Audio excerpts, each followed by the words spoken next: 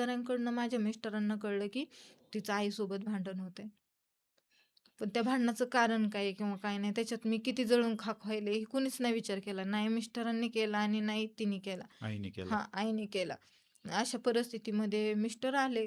Mister आले तर त्यांचा असा प्लॅन झाला त्यांच्या नातेवाईकांचा, की "तू सांभाळ ना ती मुलं, चांगले मुलं हं. आणि मुलं झालेले आहेत तुला." असं काही गोष्टी झाल्या त्यांच्यात आणि मग आले परत फोर व्हीलर घेऊन आणि मला आयुष्यभर ते फक्त त्यांचे ते रंग बघायला भेटले.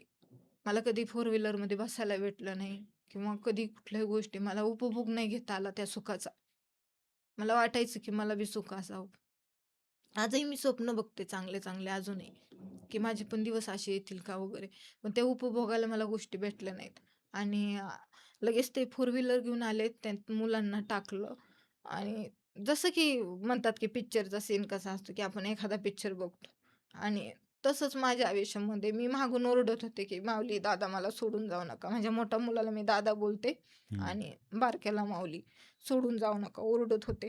पण मला म्हटले परिणाम झालाय त्याच्या डोक्यावर. मुलांना सांगितलं. मुलांना नाही. बाकीच्या जगांना मी ओरडायचे ना, माझी मानसिक स्थिती अशी बिघडल्यासारखी झालती एकदम. हं. खूप ओरडायची मी. म्हणले मानसिक परिणाम झालाय. परिणाम झालेली बाई काही मुलं सांभाळणार आहे का? म्हणून त्यांनी ती मुलं माझ्यापासून नेले फोर व्हीलरमध्ये टाकून.